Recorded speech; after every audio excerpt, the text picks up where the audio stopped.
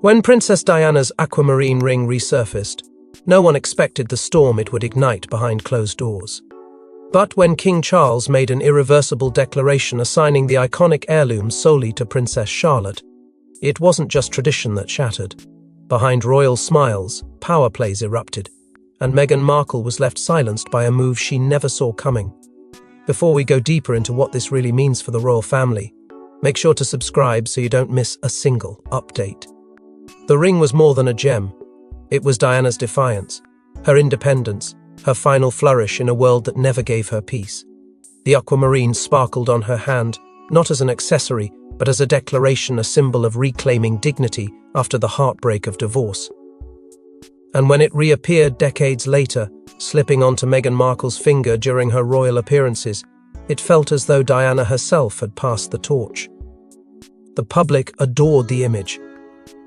Meghan, often compared to Diana, wore it with quiet reverence.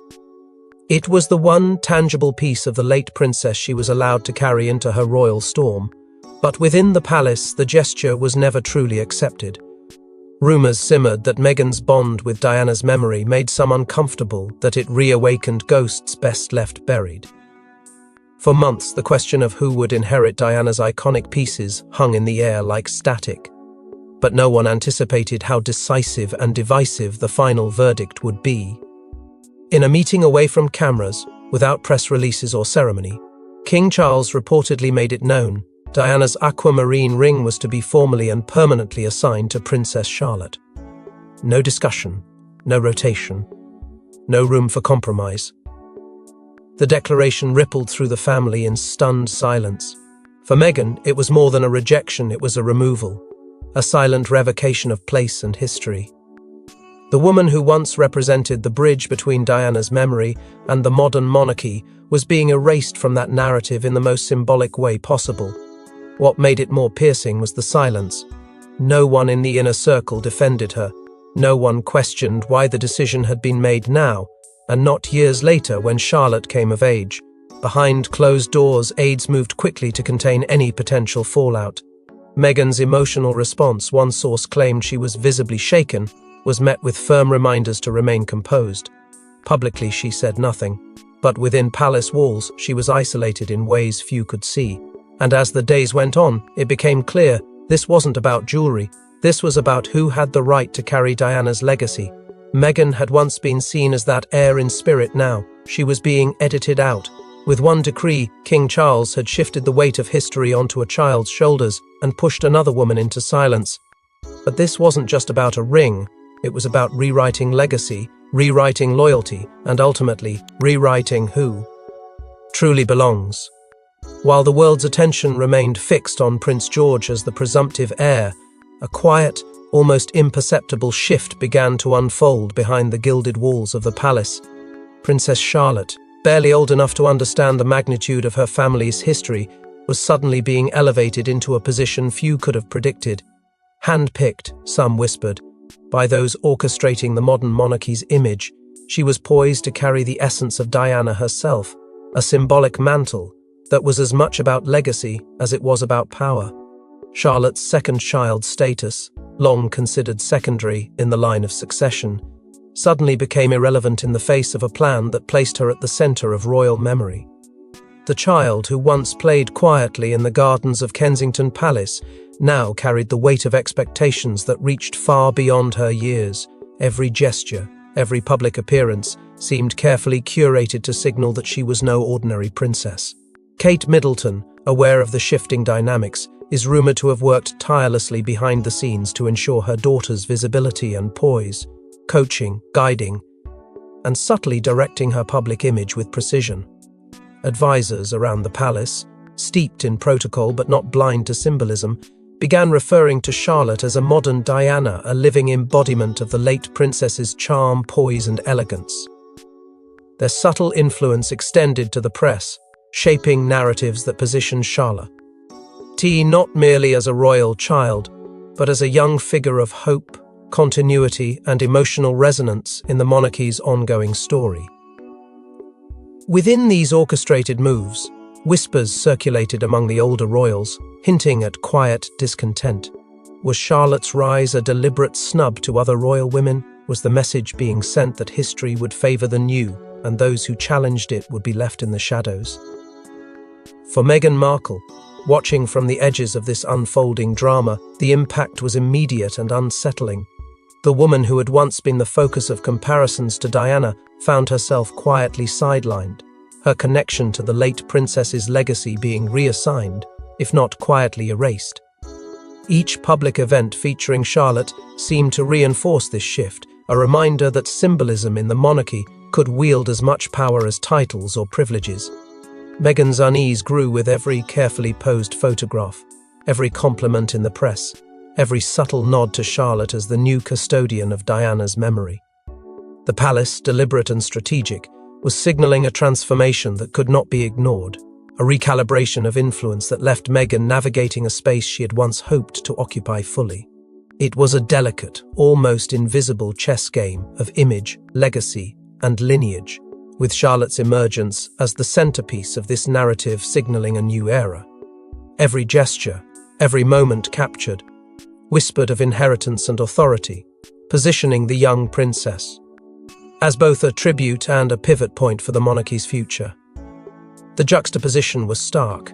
As Charlotte's prominence grew, Meghan's presence in this symbolic lineage seemed to fade into quiet background shadows, the influence she once carried quietly diminishing with every ceremonial step Charlotte took. As Charlotte's star rose, Meghan's influence seemed to fade, and that wasn't coincidence. Once upon a time, two grieving brothers bound by sorrow and shared loss made a silent promise. In the quiet moments after their mother's passing, they vowed to protect her memory together, to share her treasures as a way of keeping her spirit alive. The act was intimate, sacred, and unspoken, an oath carried in whispers and glances, a pact forged in the depths of grief.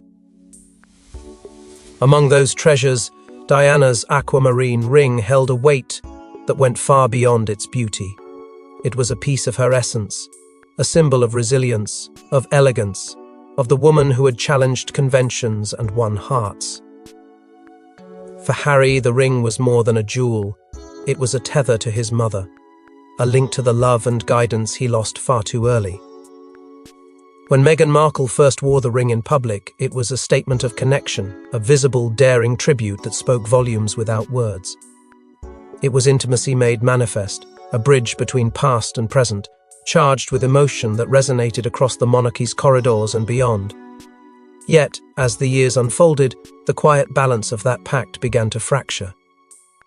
William on CE, a confidant and co-guardian of Diana's legacy, remained outwardly calm, a composed figure navigating the expected rituals of succession.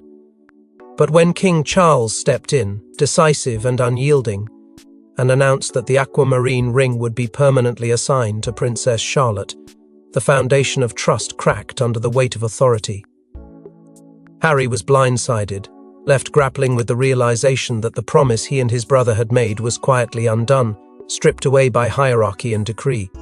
Meghan's connection, her carefully nurtured bond to Diana's memory, was suddenly and sharply erased, leaving her standing on the periphery, her symbolic inheritance denied. The palace, meticulous and methodical, ensured that she had little room to protest, each public appearance a reminder of her exclusion.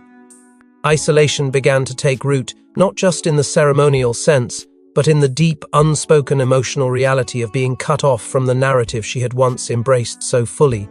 Harry's anguish was compounded by the realization that the ring's reassignment wasn't merely about tradition, it was a declaration of allegiance, a signal of whose memory mattered most to the crown and whose voice would be muted. Every glance at Charlotte, every controlled photograph, every carefully managed public moment reminded him that the past could be commandeered, reshaped to fit the current vision of royalty.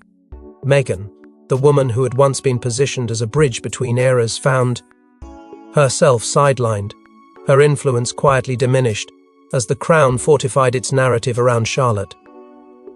The layers of grief, loyalty and love intertwined into a knot that could not be easily untangled, leaving Harry facing an impossible choice: protect the memory of his mother, safeguard his wife, or navigate the expectations of a monarchy he could no longer fully trust.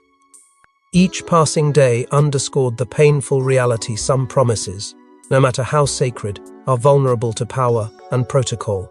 And some tributes, no matter how heartfelt, can be rewritten without consent. And as the rift between brothers deepened, Meghan was left to confront the true cost of loving a man still bound to a crown.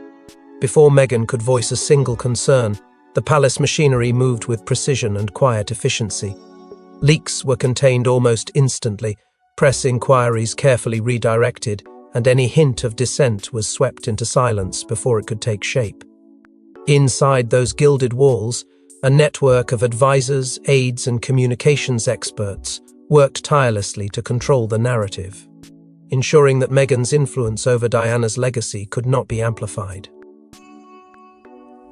Rumours suggest that Meghan herself attempted to broach the subject in private meetings, seeking clarity or at least an explanation, only to be met with stone-cold silence, a subtle but unmistakable message that her voice would not sway the decision. Simultaneously, aides began leaking select stories to carefully curated journalists. T.S. painting Princess Charlotte's connection to Diana as a matter of honour and destiny, deliberately shifting public focus and framing the young princess as the rightful heir to her mother's memory. Meghan's own team received urgent advisories, being told to avoid any emotional optics, to steer clear of victimized portrayals, and to manage appearances with extreme caution. Every gesture, every glance, every public photograph was now under strict scrutiny. Tabloids began a quiet, calculated campaign as well, subtly recasting Meghan's previous associations with the ring as borrowed grace rather than genuine inheritance, reducing her symbolic authority in the public eye, while elevating Charlotte's. The entire operation was surgical in execution, leaving Meghan constrained within invisible boundaries, carefully isolated from the story she had once embodied. Every attempt at commentary, every emotional reaction, was met with invisible walls of protocol and expectation, signaling that her place in the narrative had been curtailed with ruthless efficiency. And yet, for all the orchestrated control, Meghan's presence carried a tension the palace could not erase.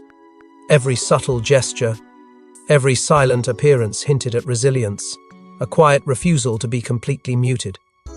The room may have been filled with whispers of compliance, but beneath it all, a storm brewed, a reminder that Diana's memory and Meghan's connection to it were forces that could not be fully contained. But if they, she'd simply disappear into silence. They underestimated how deep Diana's ghost lived inside her. While Camilla smiled beside the king in public, those close to the palace whispered of motives far more calculated than protocol or ceremony. To some insiders, her presence was not merely ornamental, but strategic, a quiet assertion of influence that extended into the very heart of the royal narrative. Camilla's complicated relationship with Diana's memory had long been a source of tension, a shadowed history that lingered in every glance and gesture. Private moments reportedly revealed her discomfort, with Meghan Markle channeling Diana's spirit, drawing attention not only to herself, but to the enduring legacy of a woman she never fully accepted. Sources suggest that Camilla quietly advised King Charles on what they called legacy sanitization, a deliberate effort to reshape how Diana's memory would be represented, who could inherit her symbols, and which narratives would be preserved or suppressed. At the center of this strategy was the Aquamarine ring, the jewel that had carried so much weight for Meghan and which was now reassigned to Princess Charlotte. The symbolic removal of the ring from Meghan's grasp was not merely a question of inheritance, it was a declaration, a subtle erasure of her role in Diana's ongoing story. As the palace's inner circles noted, Camilla's influence over family decisions had been rising steadily, each intervention carefully orchestrated, and this moment was no exception. Meghan, according to insiders, was quietly warned not to play Diana again, a veiled threat that underscored the stakes in the eyes of certain royal strategists. Memory and symbolism were battlegrounds, and Meghan had overstepped an invisible line. The combination of public smiles and private counsel formed a calculated duality, one in which appearances suggested harmony while power was being decisively redistributed behind closed doors. In the aftermath, Meghan's access to the symbols of Diana's legacy, the jewelry, the narratives, the subtle gestures of familial inheritance, was sharply curtailed, leaving her visibly isolated, a figure constrained by invisible boundaries that dictated how she could express connection, grief, or homage. Yet the palace's maneuvering, however meticulous, could not entirely contain the undercurrents of loyalty and love that still flowed through the family's fractured lines. Every restriction imposed on Meghan served as a reminder of the stakes at play, of the consequences for stepping too close to a legacy that certain forces wished to protect, monopolize, or sanitize. In this tension between authority and defiance, between tradition and personal attachment, the royal family's private drama intensified, creating fault lines that no decree or whispered warning could entirely smooth over. Yet even as Meghan was stripped of jewels, titles, and narrative power, one person wasn't staying silent.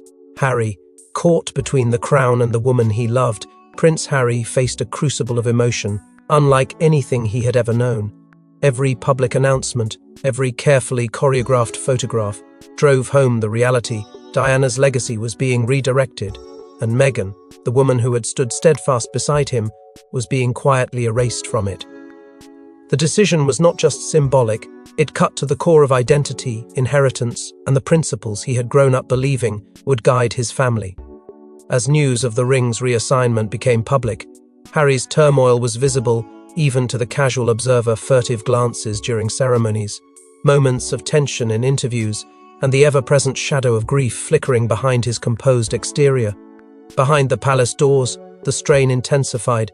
Conversations with King Charles reportedly stretched into late nights, laced with frustration, grief, and pleading that fell upon ears trained in duty rather than emotion. Each discussion was a negotiation between loyalty and love, a balancing act Harry could neither fully master nor escape. The private calls and family confrontations that followed were said to be intense, filled with the unspoken weight of unfulfilled promises and the looming threat of history being rewritten without his consent. In his heart, Harry wrestled with impossible choices: to protect Meghan and challenge the currents of royal protocol, or to preserve peace and concede the inheritance of his mother's symbols to others. The sight of Princess Charlotte wearing the aquamarine ring first struck like a dagger, each sparkling stone a reminder of what had been denied, a visible confirmation that a sacred connection had been removed from the woman he loved. Yet even in the midst of this heartbreak, Meghan remained a quiet pillar, offering support with subtle gestures, her calm strength contrasting sharply with Harry's simmering rage and rising determination. Every private moment and public engagement underscored the tension between preservation and defiance, between the demands of tradition and the pull of personal allegiance, leaving Harry on the precipice of action, caught between a crown that demanded obedience and a love that demanded courage. But as the royal walls closed in, one explosive move would shift the storm from whispers to headlines. It began as almost nothing, a wisp. In a tabloid column, a fleeting sentence buried amid society gossip, easily dismissed. Yet within hours, that seemingly innocuous line ignited a blaze that swept through the palace and the public alike. The leak revealed that Diana's aquamarine ring had been permanently assigned to Princess Charlotte, effectively excluding Meghan Markle from a legacy she had quietly claimed in spirit. Royal sources scrambled to contain the fallout, issuing carefully worded statements and managing press inquiries. But their efforts faltered under the velocity of modern media. Social networks erupted with supporters of Meghan voicing outrage, dissecting the story and questioning the fairness of a monarchy that could so visibly silence one woman while elevating another. Kate Middleton and Princess Charlotte, now unwilling participants in the storm, found themselves under intense scrutiny, their poised public images juxtaposed with the growing tensions surrounding the inheritance of Diana's symbols. Meghan's silence, deliberate and dignified, became a louder statement than any headline. Every restrained smile, every composed gesture was a defiant reminder that she was still present in the narrative, even if stripped of material legacy. Rumors circulated at dizzying speed. Was this leak orchestrated by Harry in quiet rebellion, or had it originated elsewhere? a calculated move by palace insiders seeking to reshape public perception or settle hidden scores. The intrigue and speculation only amplified the storm, turning a single sentence into a maelstrom that the monarchy had not anticipated and could no longer control. Each passing hour intensified the tension, demonstrating how quickly secrecy, once thought safe behind Buckingham Palace walls, could be weaponized by rumor and the insatiable curiosity of the public. The leak was not merely a revelation about a jewel, it was a seismic shift in narrative control, a moment when the monarchy's careful orchestration collided with the unstoppable force of information, leaving its key players scrambling, exposed and vulnerable. Every media outlet dissected the implications, every online conversation fueled the speculation, and every public glance toward Charlotte and Kate carried the weight of an unfolding drama that seemed larger than life itself. Meghan's quiet restraint contrasted sharply with the media frenzy, signaling that her presence could not be erased even when the palace's strategies sought to suppress it. And as the media frenzy reached fever pitch, the Crown was forced to speak this time, with brutal clarity. When King Charles finally spoke, the words cut through the hushed corridors of Buckingham Palace like steel. There was no apology, no hesitation, only the cold, unwavering certainty of authority. In a statement that was as clinical as it was decisive, he declared that Diana's aquamarine ring belonged solely to Princess Charlotte. No rotation, no exceptions. Every syllable reinforced the unyielding message. Meghan Markle had no claim, no standing, and no voice in this inheritance. Phrases such as eternal legacy, bloodline preservation, and rightful heir echoed with a chilling resonance, signaling that tradition had been weaponized and that the careful management of symbols was now absolute. Reports suggest that Meghan's response was delivered in silence, tears glinting behind composed facades, each unspoken emotion louder than any protest she might have voiced. The moment was magnified by Harry's conspicuous absence at the next family appearance, fueling rampant speculation about fractures in loyalty, private confrontations, and simmering tensions behind the palace doors. Meanwhile, Kate Middleton, poised yet tense, appeared visibly unsettled as Charlotte was positioned front and center, the young princess, now cast as both heir to her mother's legacy and focal point of the public eye. International media reacted with a spectrum of outrage and acquiescence. Some framed the ruling as the natural order of tradition, while others condemned it as a cold, calculated act of exclusion that stripped Meghan of a symbolic connection she had worn openly and proudly. The palace, prepared for dissent in controlled measures, found itself unable to contain the wave of discussion and debate that spilled beyond the gates, as public opinion grappled with the starkness of a decision that was simultaneously regal and ruthless. This was not merely the redistribution of a jewel, it was a statum, end of power, an assertion of who controlled memory, who commanded narrative, and who could be silenced with a mere decree. In this stark, brutal moment, the monarchy displayed its most immutable force, the ability to dictate legacy while leaving hearts in turmoil, and the realization for Meghan that even reverence for Diana's memory offered no immunity from exclusion. The weight of centuries seemed to press down in that instant, a reminder that in the royal world, symbolism can be more devastating than any confrontation. But in the ashes of exclusion, a new fire was rising, one that even the crown couldn't extinguish. Meghan never raised her voice. She didn't need to. In a quiet appearance just days after the storm surrounding Diana's aquamarine ring, she emerged wearing a Diana-inspired ensemble, subtle, elegant, entirely sans jewels, but every element of her presence radiated defiance. Every gesture, every glance, every measured step was scrutinized frame by frame, each movement loaded with meaning far beyond fashion. The symbolism was undeniable. She had no claim to the ring, no visible inheritance of her mother-in-law's legacy, yet she embodied something infinitely more potent, Diana's spirit, uncontained and unbound. The public noticed, instantly rallying behind her composed yet uncompromising presence, interpreting her silence as strength, her restraint as rebellion. Where the monarchy sought to enforce control through jewels, protocol, and decree, Meghan wielded a quieter, subtler weapon, empowerment expressed through poise and principle. In that moment, Diana's legacy became divided bloodline preserved in the crown's custody, but spirit carried defiantly by a woman who refused to vanish. Meghan's campaign, though understated, now focused on a personal narrative of resilience and autonomy rather than the trappings of monarchy, signaling that influence and power need not rely solely on symbols or titles. The ring may have been permanently assigned to Charlotte, but Meghan's presence, her quiet insistence on agency and remembrance, made clear that history cannot erase what is lived and felt. Every viewer, every supporter, every subtle online conversation reaffirmed that she remained central to the story, a living testament to courage, dignity, and the enduring resonance of Diana's spirit. Her message was clear. Even in exclusion, even in silence, she was neither absent nor defeated, because sometimes the most powerful voice is the one they couldn't silence and never will. Thanks for watching. Please don't forget to like and subscribe, and we will see you in next one.